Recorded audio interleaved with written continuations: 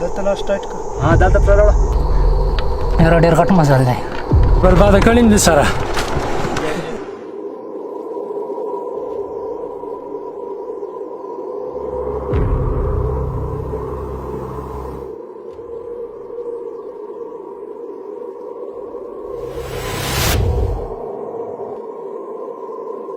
ये है तख्त सुलेमान, बलूचिस्तान, केपीके और पंजाब की सरहद पर एक ऊंचा पहाड़। तारीख के मुताबिक हजरत सुलेमान अलैहिस्सलाम ने यहाँ पर आकर कुछ टाइम गुजारा था। इसके अलावा लोकल जबान में इसको कैसे गर कहा जाता है, यानी केस का पहाड़ भी कहा जाता है। पश्तून कौम के बाप कैस अब्दुल रशीद की कब्र मुबारक भी यहाँ पर मौजूद है। कैस अब्दुल रशीद की तारीख आप गूगल पे भी पढ़ सकते हैं, यूट्यूब से भी देख सकते हैं। मैं सिर्फ आपको यहाँ तक का सफर बताऊंगा।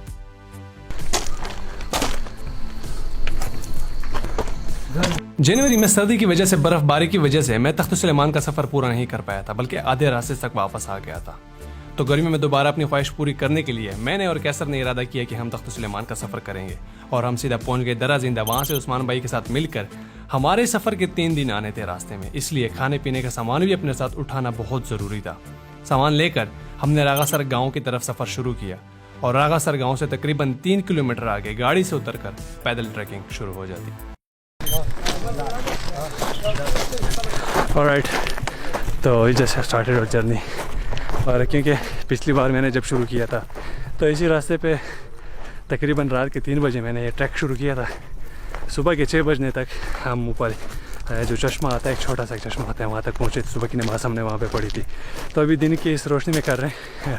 तो मज़े की बात यह है ना, पहाड़ों के टॉप पे बिल्कुल बादल नीचे आए हुए हैं, धुंध नीचे आई हुई है, नज़र भी आ रही है, लेकिन इस साइड से बिल्कुल सूरज हमें लग रहा है। मैंने तो शुक्र है शॉर्ट्स पहने हुए हैं, मुझे इतना इशू नहीं हो रहा। जिन्होंने कपड़े पहने हुए हैं, जिन्होंने ट्राउज़र पहने हुए हैं, क्योंकि टॉप पे बहुत ज़्यादा ठंड होगी इंशाल्लाह अगर हम पहुंच गए यहाँ पे। हमें क्योंकि वाइल्ड ट्रैकिंग मुझे आइडिया है, जब आप ट्रैक कर रहे होते हैं तो आपको गर्मी बहुत ज़्यादा लग रही होती है, जैसे आप मेरे पसीने चेक कर सकते हैं। ट्रैक की शुरुआत इस पथरीले रास्ते से होती है, जहाँ पर सिर्फ और सिर्फ पत्थर हैं, कोई रास्ता नहीं, बस सीधा चलते जाना है इन पत्थरों में। अभी थोड़ी देर ही चले थे कि हमारे कुछ नौजवान अपने हौसले हार बैठे।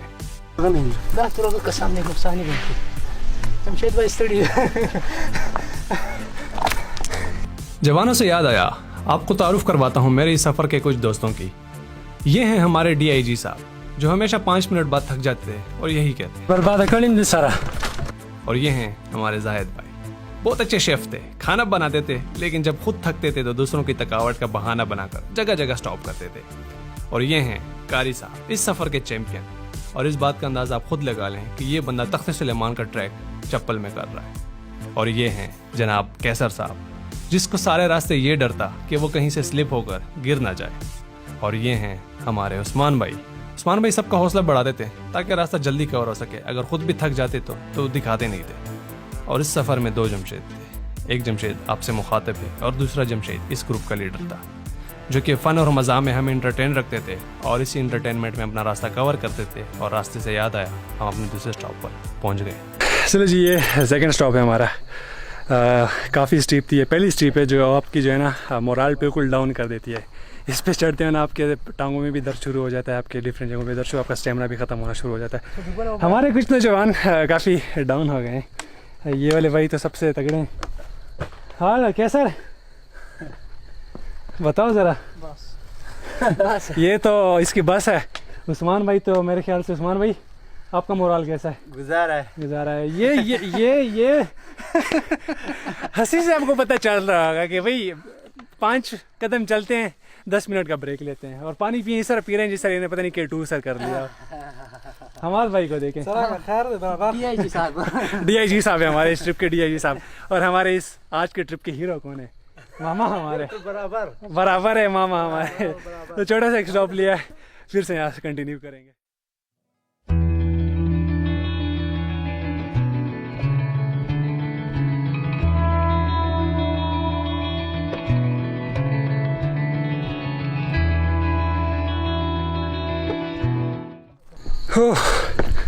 तो तीसरे स्टॉप पर आ गए हैं।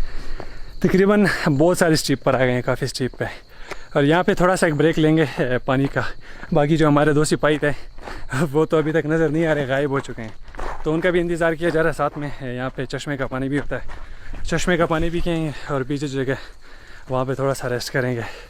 और ये देखें, ये सिपाही बड़ा ख़राब हो रहा है, इसलिए ये पानी भी पीने लगे, पाँव भी धोने लगा, ताकि ये बिल्कुल फ्रेश हो जाए, इसका इंजन बिल्कुल काम करने लग जाए।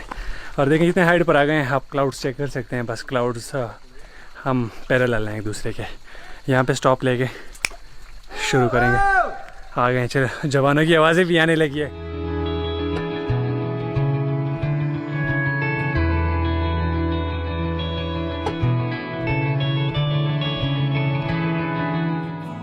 यहाँ पर सारा शीरानी कबाइल रहता है और गर्मियों में रागासर गांव से आकर यहाँ पर पहाड़ों में रहते हैं। और जब इनको कहीं पर ट्रैकर या सफर करने वाले नजर आते हैं तो वो आपको अपने हुजरे में लेकर जाते हैं, चाय पिलाते हैं, खाना खिलाते हैं और गाइड करते हैं और फिर आगे जाने की इजाजत दे देते हैं। हम भी ऐसे एक हुजरे में गए और यकीन करें, उनके हुजरों को, इनके सादा गोरों को देखकर बहुत ही सुकून मिला। लस्सी और चाय पीने के बाद हमने वहां से इजाजत ली और अपना सफर तबक की चढ़ाई की तरफ जारी रखा।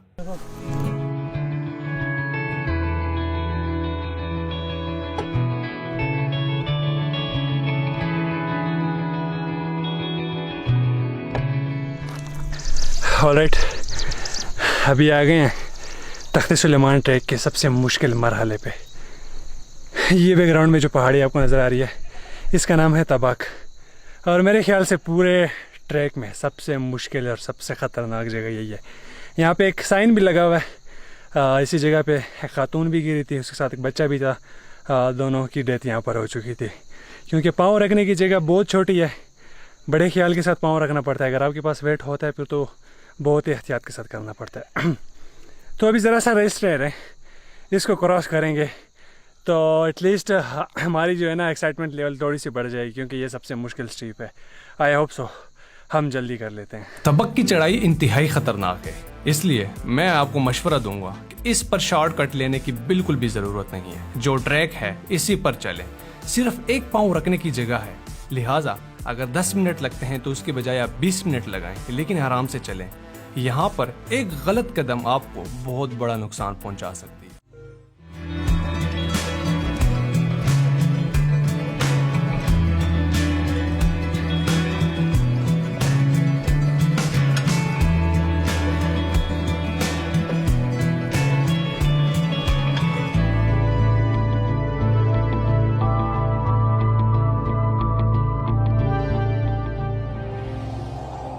चलो जी, तो बेस तक तो पहुंच गए हैं हम। पीछे जो आपको सिर्फ बादल नज़र आ रहे हैं, ये एक चीज़ तख्ते सुलेमान यहाँ पे नज़र आ रहा है। ये जो तबूक था ना, ये वाली पहाड़ी आपको जो है ना स्टेमिना बिल्कुल डाउन कर देती है। यकीन करें आप चलने लायक नहीं होते, बस यहाँ पे लेट जाते हैं। तकरीबन 10 से 15 मिनट का मैंने नैप लिया यहाँ पे लेट के, और अभी मैं बिल्कुल फ्रेश फील कर रहा हूँ। और पानी वगैरह पिए हमने। और यहाँ पे मज़े की बात, यहाँ पे सारा नेटवर्क बड़ा अच्छा आता है। टेलनार का नेटवर्क बड़ा अच्छा आता है यहाँ से, तो अपने घर वालों को या फिर इंटरनेट पे कुछ अपलोड करना हो सोशल मीडिया प्लेटफॉर्म बड़े आसानी से कर सकते हैं। तो यहाँ पे रेस्ट करने के बाद अभी हम बेस कैंप तक जाएंगे, जहाँ पे हमारी पहली रात की स्टे होगी इंशाल्लाह। तबक की चढ़ाई के बाद आपको अपनी मंजिल तख्ते सुलेमान नज़र आ जाती है और एक्साइटमेंट बढ़ जाती है। और फिर यहाँ से पुंगा गाँव तक जाना होता है, जो कि तख्ते सुलेमान का बेस कैंप है। और तबक से वहां तक मजीद 3 घंटों का सफर होता है। और हमारे ऊपर बारिश भी शुरू हो गई थी और यहाँ पर जंगली जानवर बहुत ज्यादा हैं, इसलिए हमने अंधेरा होने से पहले पहुंचना भी था। इसलिए हमने बारिश में अपना सफर जारी रखा और अल्लाह ताला की शुक्र से अंधेरा होने से पहले हम पहुंच गए।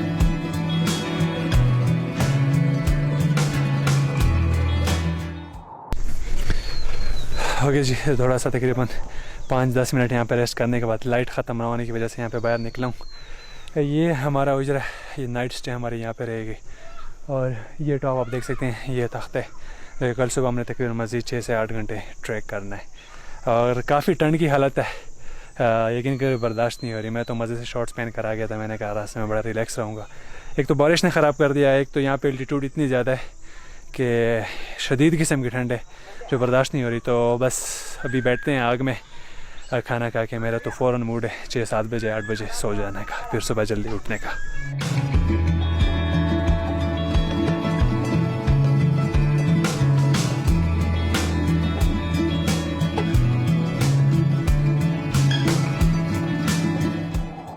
दुंगा पर पहुंचकर सबसे पहले हमने अच्छी चाय का इंतजाम करवाया और थकावट की हालत में चाय का मज़ा ही कुछ और था। और फिर फ़ौरन जाहिद भाई ने खाना बनाना शुरू किया। अगर आप यहाँ पर आते हैं, किसी भी मकामी के साथ रात गुजारते हैं, तो लिहाजा अपने साथ खाने पीने का सामान ज़्यादा लाएं ताकि यहाँ मकामियों से ना लेना पड़े, क्योंकि ये इंतहाई गरीब लोग हैं और यहाँ तक इनको राशन लाना बहुत महंगा पड़ता है। इसके अलावा अपने साथ कुछ ज़रूरी मेडिसिन भी ले आया करें और वापसी पर वो मकामियों को दे दिया करें, क्योंकि इनको बहुत ज़्यादा ज़रूरत होती है और आसपास कोई हॉस्पिटल या मेडिकल स्टोर नहीं होता। रात का खाना खाने के बाद हम जल्दी सो गए ताकि सुबह सूरज निकलने के साथ ही सफ़र दोबारा शुरू करें। सुबह सवेरे नमाज के लिए उठकर नमाज पढ़कर नाश्ता करके सामान पैक करके दोबारा सफ़र शुरू किया। आपके पास दो चॉइस होते हैं कि रात तख्त सुलेमान पर गुजारें और अगले दिन वहाँ से वापसी करें, लेकिन मेरे पास टाइम कम था, मैंने दूसरा ऑप्शन चूज़ किया। वहाँ से वापसी होकर हम रात दोबारा वापस बेस कैंप में गुजारेंगे। Good morning. दोबारा से अपनी जर्नी शुरू कर रहे हैं। हमारे स्टे की जगह से लेके बेस कैंप है हमारा।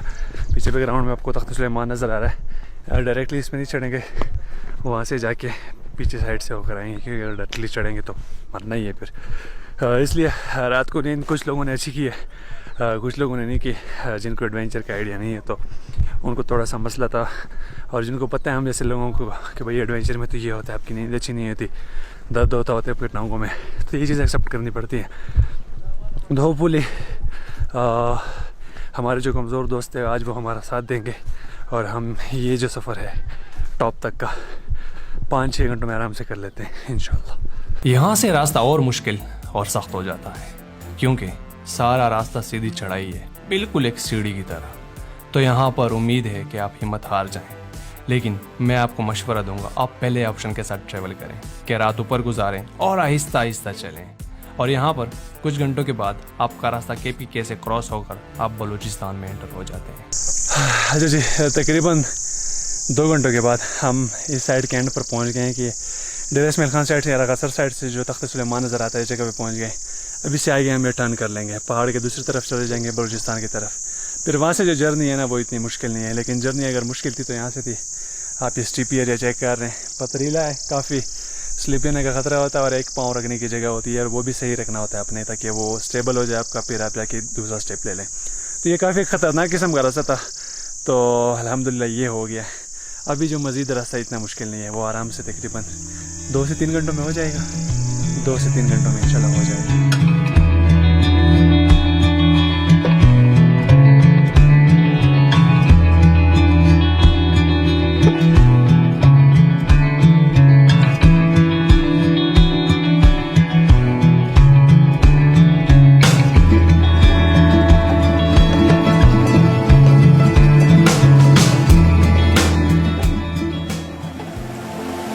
अच्छा जी, तो अभी हम इस मोड़ पे पहुंच गए हैं कि उस साइड पे हमारा बलूचिस्तान है, इस साइड पे हमारा जो है ना KPK का साइड रह गया।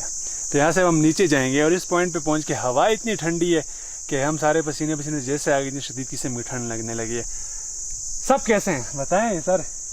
अल्हम्दुलिल्लाह इतने मज़े से अल्हम्दुलिल्लाह बोला, इतनी ख़राब हालत है इस बंदे की।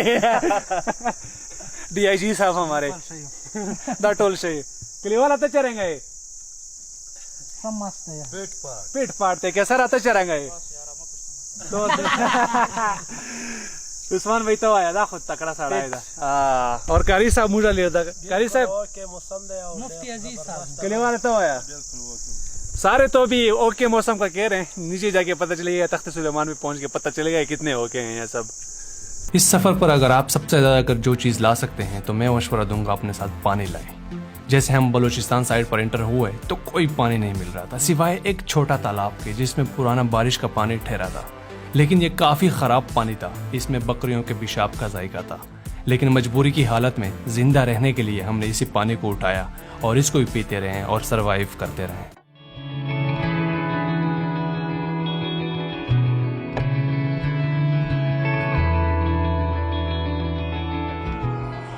अब हम पहुंच गए थे तख्त के बिल्कुल पास, और यहाँ पर एक डंडे के ऊपर एक कमीज लगाई हुई है, और ये एक वार्निंग साइन है कि भाई ये जो जगह है बहुत ज़्यादा ख़तरनाक है, सिर्फ एक कदम रखने की जगह है, अगर सही नहीं रखा तो आपकी जान जा सकती है। लिहाजा इस जगह पर इस निशान को देखते हुए इंतहाई एहतियात के साथ जाना पड़ता है। आप खुद भी देख सकते हैं कि एक पाँव रखने की जगह है और ज़िंदगी और मौत का ख़तरा है।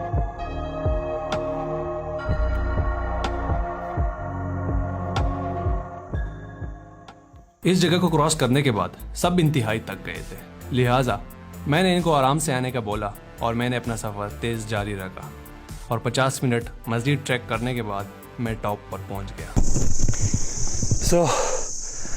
पहुंच गया हूँ मैं।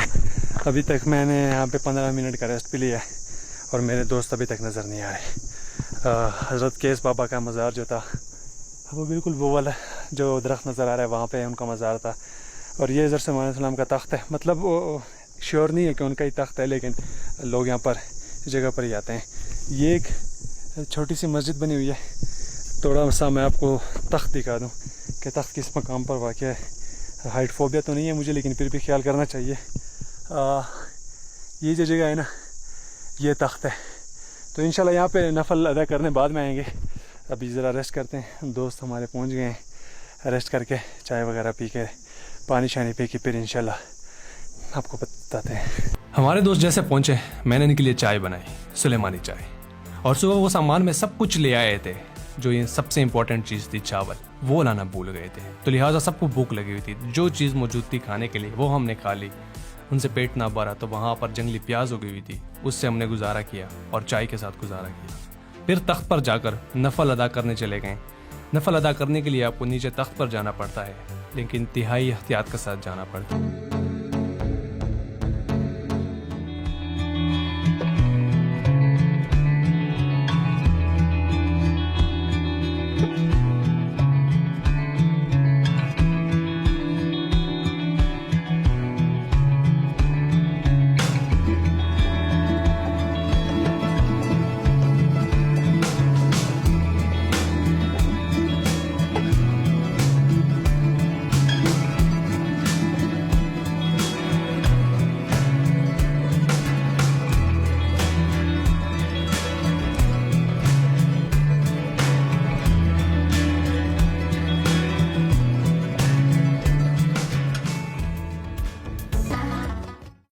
तभी हम आ गए कैस अब्दुल रशीद बाबा के मज़ार पे। तख्त से थोड़ा नीचे है मज़ार पे। वहाँ से आते हुए मैंने एक चीज़ नोट की है कि यहाँ पे जितने भी दरख्त है उस साइड से, जितने भी दरख्त हैं, और स्पेशली इस वाली दरख्त, ये ऊपर वाली इस चीज़ से मैंने नोट किए कि सारे जो दरख्त है ना ऐसे सीधे नहीं है, इस तरह बोर डाउन किया हुआ है।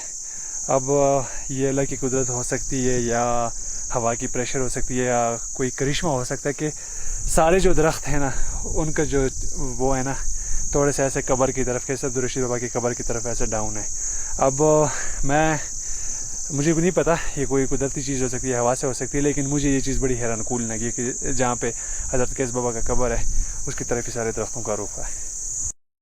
केस बाबा के मज़े के बाद हम वापस बेस कैंप की तरफ आ गए और यहाँ पर रात गुजारी और अगली सुबह वापस पहुँचे।